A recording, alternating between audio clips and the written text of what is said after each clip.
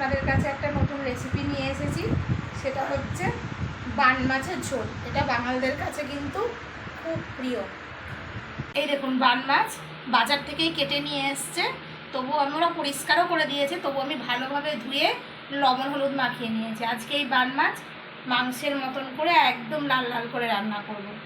আর এদিকে রান্না করেছি হচ্ছে কুমড়োর শাক ডাল বাটা দিয়ে, আর ওদিকে করেছি হাঁসের ডিমের লাল করে ঝোল করেছি। তেল গরম হয়ে গেছে, এবার আমি বান মাছগুলোকে ভালো করে ভেজে নেব।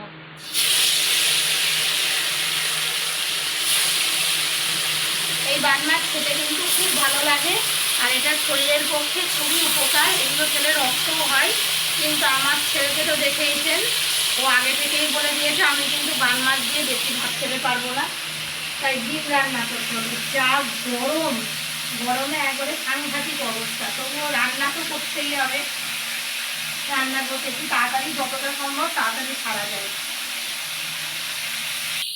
মাছটা আমি এইভাবে ভাজবো, বেশি শক্তও করবো না, আবার একদম কাঁচা কাঁচা করেও ভাজবো না। দেখুন আমার মাছ ভাজা হয়ে গেছে, এবার আমি মাছগুলো তুলে নিচ্ছি।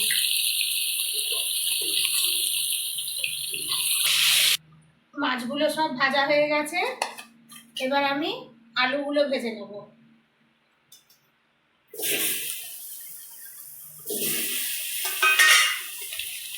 একটু লবণ দিয়ে ভাজবো।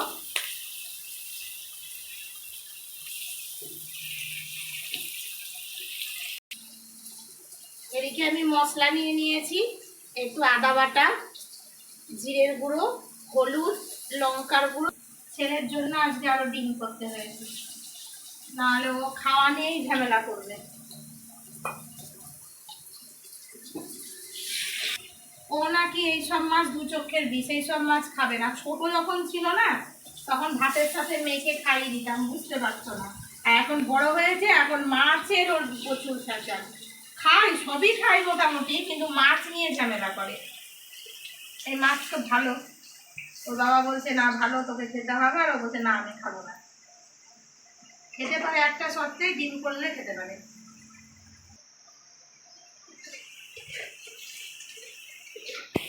একটু জিরে দিয়ে দিলাম, আর এই যে মশলা নিয়েছি, মশলার মধ্যে একটু জল দিয়ে মিশিয়ে নিলাম। এবার দিয়ে দিলাম।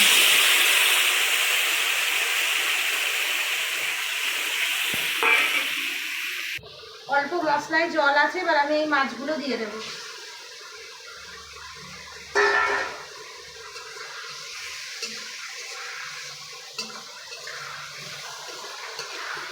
আমরা কিন্তু মাছের মতন রান্না করব বলি ঠিকই কথা, কিন্তু আমরা কিন্তু কোনো মাছেই পেঁয়াজ দিই না, একদমই দিই না। তবু মাংসের মতন লাল লাল কালার করে করারই চেষ্টা করি। দেখুন কি সুন্দর কালার এসেছে। এবার আমি এর মধ্যে একটু গরম মশলা দিয়ে দেবো, যাতে মাছে আলুতে সবসময় গরম মশলার গন্ধটা একটু ঢুকে যায়।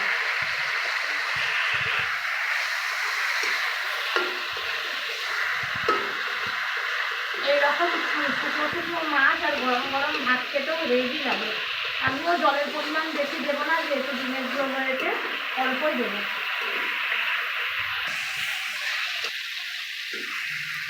মশলাটা শুকিয়ে শুকিয়ে এসেছে, এবার আমি অল্প জল দিয়ে দেবো।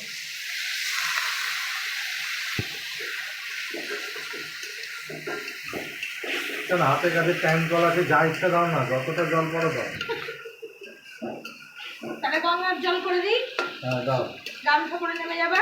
ওই টাইম কল আছে, যতটা পারো গামলাও তো নিবো, স্যার দিয়ে দাও। ব্যাস দাও, জল দাও। না না, বেশি জল দেবো না, খাওয়ার মধ্যেও বাবা আর আমি।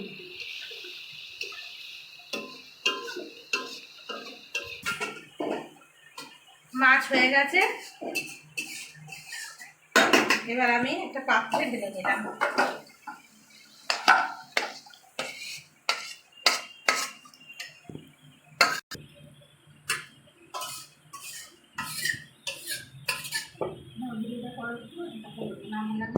আমার শাশুড়ি কিন্তু এই মাছ দারুণ রান্না করতো, শুধু এই মাছ বলে না, শাশুড়ির হাতের রান্না দুর্দান্ত ছিল।